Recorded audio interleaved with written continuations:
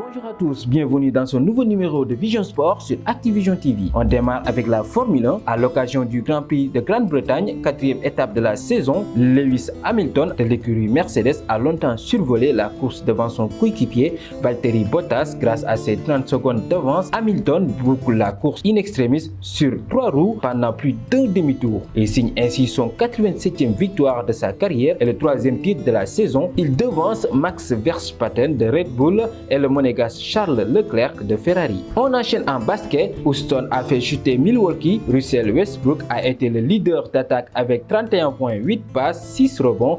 James Harden a lui montré l'exemple en défense en réussissant 6 interceptions sur les 15 de Houston en marquant 24 points, 7 passes, 7 rebonds. Houston s'est imposé 126 à 116 et prend la 4e place du classement à l'ouest avec Utah Jazz. Le tenant du titre compte bien défendre son trophée. Toronto, orphelin de Kawhi Leonard, parti chez les LA Clippers, a confirmé sa force et ses ambitions en dominant nettement Los Angeles Lakers samedi à Orlando 107 à 92. C'est la 11e fois de suite que l'équipe canadienne domine les Angelinos depuis 2014-2015. En football, prolongation de contrat en vue pour Pierre-Emerick Aubameyang. Les Gunners voudraient voir leur capitaine continuer l'aventure.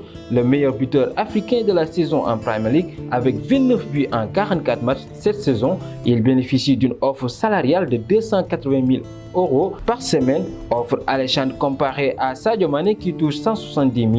Son coach Mikel Arteta est très clair concernant son capitaine. Il veut construire l'équipe autour de lui. Au Sénégal, le Teungueth FC, prêt à représenter le Sénégal pour la prochaine Ligue des champions africaine, décision prise au sein du club après que la Fédération sénégalaise de football ait décidé d'arrêter le championnat sénégalais, leader avant l'arrêt du championnat avec 12 points d'avance sur son dauphin.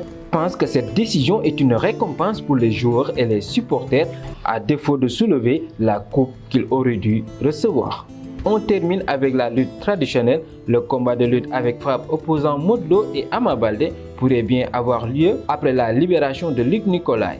Coïncidant avec la fin de l'échéance du contrat d'Ama Baldé, actuellement libre de tout contrat, mais qui moralement devrait pouvoir affronter Modou Lô pour un combat royal. Durant les jours à venir, des discussions seront menées pour mettre sur pied ce face-à-face tant attendu par les amateurs de lutte. Manque d'adversaire ou malchance, l'arène est en train de tourner le dos à Pakala.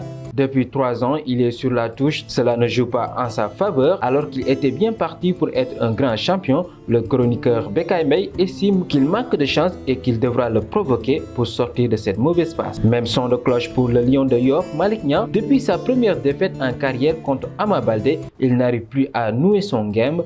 Un coup dur pour le lutteur qui était présenté comme un futur roi des arènes. Depuis 7 ans, il est à la recherche d'un combat. C'était tout pour ce numéro de Vision Sport. Je vous donne rendez-vous à la prochaine. D'ici là, continuez à vous abonner sur notre chaîne YouTube Activision TV et sur notre site internet www.activision.com.